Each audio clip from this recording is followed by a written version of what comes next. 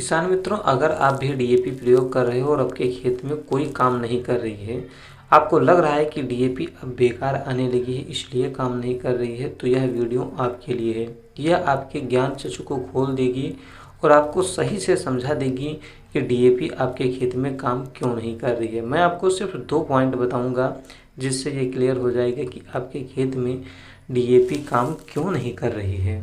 इस वीडियो को सिर्फ खुद ही मत देखिए बल्कि अपने अन्य किसान मित्रों के साथ साझा भी ज़रूर कीजिए, जिससे वो भी इस बारे में जानकारी ले सकें और सही चीज़ का प्रयोग कर सकें। डीएपी खरीदने के लिए काफ़ी ज़्यादा मशक्क़त करनी पड़ती है और 1350 रुपये की एमआरपी वाली डीएपी आप 1450, 1500 जो भी मिलता है उसमें खरीदते हो, या टैग प्रोडक्ट दिए जाते हैं उसे भी आप खरीदते हो, खुशी खुशी खरीद कर लाते हो ताकि हमारी फसल अच्छी हो सके।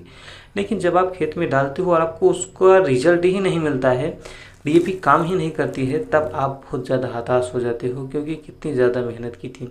तो डीएपी काम क्यों नहीं कर रही है, इसके लिए 2 पॉइंट है। पहला पॉइंट है आपके खेत में उपयुक्त नमी होनी चाहिए। ये सभी लोग कर लेते हैं और ये प्रायः इसकी कमी कभी देखी नहीं जाती है। किसान उपयुक्त नमी बना करके तभी बीजों को डालता है ताकि बीज का जमाव भी अच्छा हो सके और जो खादें दी जा रही हैं, जो उर्वरक डाले जा रहे हैं, वो अच्छे से घुल मिल सके पानी के साथ और अच्छा पोषण प्रदान कर सकें। तो ये काम तो हो जाता है, लगभग सभी किसान कर ले जाते हैं। इसके बाद में आता है दूसरा, डीएपी काम क्यों नहीं करती है। तो दूसरा पॉइंट है यहाँ पर, सबसे पहले तो डीएपी को जान लीजिए कि होता क्या है। डीएपी में डाई अमोनियम फास्फेट होता है, 2 अमोनियम और 1 फास्फेट होता है, जिसमें 18% नाइट्रोजन और 46% फास्फोरस होती है।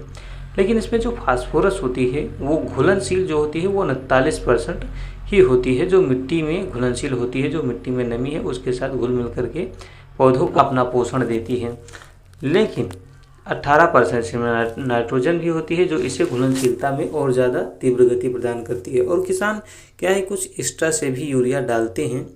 तो हमारी रिकमेंडेशन तो ये रहती है कि 25 से 30 किलोग्राम प्रति एकड़ अगर आप डाल रहे हैं तो अच्छा है, कोई बहुत ज़्यादा डालने की ज़रूरत नहीं है। ये मात्रा है क्योंकि 18% उसमें है और आप 25 किलो या 30 किलो डाल रहे हैं तो भरपूर मात्रा हो जाती है यूरिया की। घुलनशीलता तो काफ़ी अच्छी हो जाती है, लेकिन जो ये 39% फास्फोरस मिट्टी के साथ घुलनशील है वो भी पौधे ग्रहण नहीं कर पाते हैं। इसका एक ही कारण है कि डीएपी का जो पीएच मान है वो 7.5 होता है।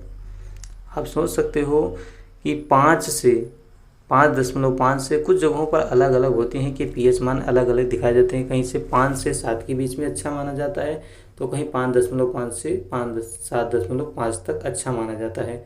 तो आप सोच लीजिए कि जब सामान्य मिट्टी, जब पीएच लेवल बराबर होगा आपकी मिट्टी का, तभी आपकी मिट्टी जो है डीएपी को एब्जॉर्ब कर पाएगी, यानी उसे ग्रहण कर पाएगी और आपके पौधों को दे पाएगी। तो अगर आपके खेत में डीएपी काम नहीं कर रही है, आप देख रहे हो, तो आप डीएपी की मात्रा को मत बढ़ाइए, आप अपने पैसे बर्बाद मत कीजिए। आप एक काम कीजिए, मिट्टी की जाँच करवा लीजिए। बहुत ज़्यादा नहीं पैसे लगते हैं, 50 रुपये में ये हो जाता है, 20 रुपये में भी होता है। तो जितना अच्छा हो सके उतना अच्छा आप जांच करवा लीजिए। और 2-2, 250 रुपये तक की मिट्टी की जांच होते हैं जिसमें माइक्रो न्यूट्रिएंट्स तक की जानकारी दे दी जाती है कि कौन से माइक्रो न्यूट्रिएंट्स की कमी है। तो इस तरीके से आप मिट्टी की जाँच करवा लीजिए और आपकी पीएच मान क्या है इसे आप देख लीजिए। पीएच मान अगर 7.5 से ऊपर है या बहुत ज़्यादा 5.5 के नीचे है तो भी डीएपी काम नहीं करेगी।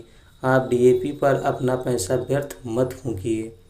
उम्मीद करता हूँ ये जानकारी आपके लिए काफ़ी अच्छी रही होगी और आप इस वीडियो को ज़्यादा से ज़्यादा किसान मित्रों के साथ साझा करेंगे ताकि उनकी भी मदद हो सके। तो मिलता हूँ ऐसी ही और जानकारी के साथ अगले वीडियो में, जो लाएगी आपके खेतों में हरियाली, देगी आपको खुशहाली। जय जवान जय किसान।